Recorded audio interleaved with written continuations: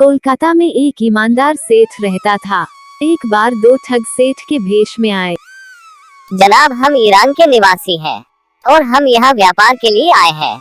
हमारे पास कुछ जेवरात हैं जिन्हें आप बिकवा दे तो बड़ी कृपा होगी। सेठ ईमानदार था, उसे छल कपट की बातें मालूम नहीं थी। उसने स्वाभाविक और सरलता से कहा, जब तक मैं इन्हें किसी को दिखलाकर बातचीत नहीं करूंगा तब तक इनका बिकना संभव नहीं होगा।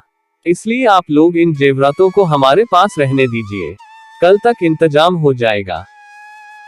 सेठ के रूप में जो ठग थे उन्होंने कहा, आप बेखटक जेवरात को अपने पास रखिए, पर एक बात की ध्यान रखिएगा, जब हम दोनों एक साथ आए तब भी जेवरात दीजिएगा, किसी एक को आने पर मत दीजिएगा। सेठ ने कहा, ठीक है, ऐसा ही होगा। वो जेवरात को सेठ के हवाले करके ठग वहां से चल दिया। कुछ दूर जाने के बाद उनमें से एक ठग वापस आकर साहूकार से बोला, आप कृपा करके जेवरात दे दे, हम लोग कल आपकी सेवा में हाजिर हो जाएंगे। लेकिन आपका दूसरा साथी कहाँ है? सेठ ने पूछा।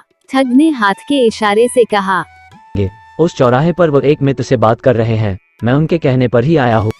सेठ ने भी उसे देखा तो उसे विश्वास हो गया और जेवरात वापस कर दिए।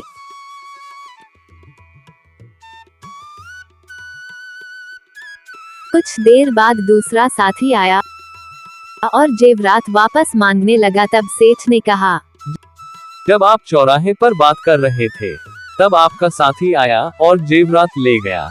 जब मैं उससे पूछा कि आपका दूसरा साथी कहाँ है, तब उसने कहा कि आप चौराहे पर किसी से बात कर रहे हैं और आपने उसे भेजा है। यह सब सुनकर मैंने उसे जेवरात वापस कर दिए। जब मैं आपसे पहले ही कहा था कि दोनों को एक साथ आने पर जेवरात दीजिएगा, फिर ऐसी बात क्यों आई? आपने उसे जेवरात कैसे दी? अब इसका दंड मैं क्यों भोगूं? तुम मेरे जेवरात कैसे भी दो। ठग ने कहा कि वह जेवरात लिए बिना वहां से नहीं जाएगा। सेठ ने कहा, आप भी तो चौराहे पर ही खड़े थे जब आपका साथी जेवरात लेने आया था। ठग गुस्सा हो गया और गुस्से में बोला, क्या अब मैं कहीं खड़ा भी नहीं हो सकता? मैंने तो उसे भेजा ही नहीं था। वाद विवाद बढ़ता ही गया। ठग बिना जेवरात के मानने के लिए तैयार नहीं था, लेकिन जब उसको जेवरात मिलने की कोई उम्मीद न रही तब उसने सेठ को धमकाते हुए कहा, मैं तुम्हें बदनाम करके छोड़ूंगा सेठ जी। जो जी में आए कर लेना, मैंने तुम्हारा उधार थोड़ी खाया है। ठग ने बादशाह अकबर की यहाँ जाकर दरखास्त दे दी। बादशाह ने सेठ को बुलाया और सेठ ने आने के बाद सारी कहानी सुनाई और बड़े विश्वास से वहाँ के दुकानदार से गवाही दिलवाई। बीरबल, हम इसकी न्याय करने की जिम्मेदारी आपको सौंपते हैं। बीरबल ने मन ही मन सोचा कि ठग झूठ बोल रहा है, पर बिना सबूत के दंडित करना अपमानजनक है। यह सोचकर बीरबल ने ठग से बोला, जब तुमने कहा कि दोनों साथ आए तब जेवरात देना, तो तुम अकेले क्यों आए?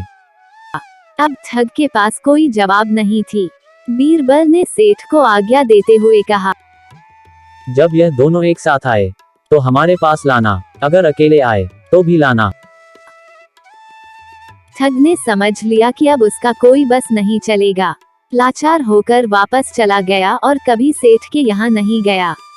सेठ इस न्याय से बड़ा प्रसन्न हुआ। बादशाह ने भी मन ही मन बीरबल की बुद्धि की प्रशंसा की।